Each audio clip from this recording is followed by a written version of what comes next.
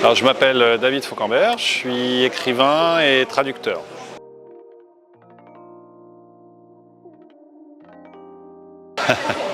Alors, Sunset Blues, c'est le blues du coucher de soleil.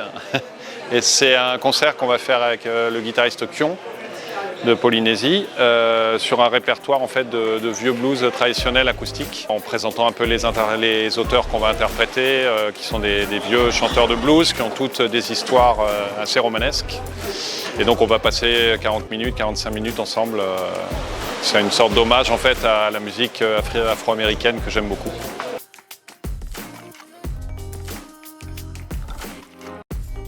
Alors c'était dans les romans que j'ai écrits, et notamment dans Bluff et dans Null Arbor, qui sont deux de mes romans. Je dis que la nature est le héros du roman parce qu'en fait c'est par rapport aux défis qui sont posés par la nature que les personnages vont se définir dans leur manière de réagir par exemple à une tempête ou de réagir à la désertification d'une forêt, des choses comme ça. Et en fait c'est vraiment une préoccupation personnelle parce que je pense que c'est le défi le plus important auquel on est confronté en tant qu'être humain en ce 21e siècle.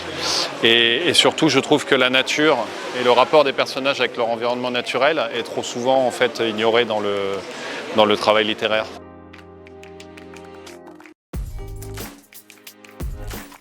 Alors je parle des héros ordinaires parce que je trouve qu'aujourd'hui, et notamment avec les réseaux sociaux, il y a une façon d'ériger en héros des gens qui ont fait une apparition à la télé ou par exemple qui participent à une émission de télé-réalité, ou un sportif qui met un but par exemple au football et d'un seul coup on devient un héros parce qu'on est connu.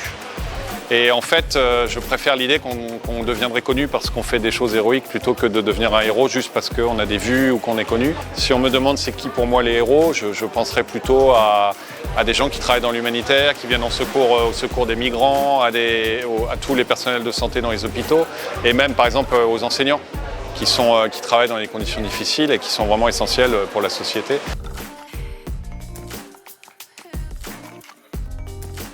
Alors j'ai une manière de travailler, j'écris toujours des romans à partir d'expériences assez longues dans différents endroits. Alors j'en ai écrit un qui se passe dans le milieu des gitans qui font du flamenco en Espagne, la musique flamenco. J'en ai un autre qui s'appelle Bluff et qui évoque les navigateurs aux étoiles polynésiens, et donc c'est à chaque fois plusieurs mois, plusieurs années d'immersion dans des milieux, dans des pays. C'est essentiel parce que ça nourrit complètement l'histoire en fait. C'est-à-dire que pour moi l'endroit où se passe un roman, c'est pas un décor. C'est vraiment, comme je le disais tout à l'heure, un personnage important du roman.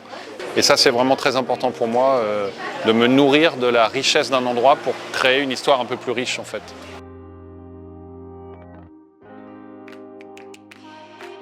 La liste serait longue parce que c'est vrai qu'en fait, on oublie souvent les écrivains. En fait, on oublie qu'ils sont avant tout des lecteurs.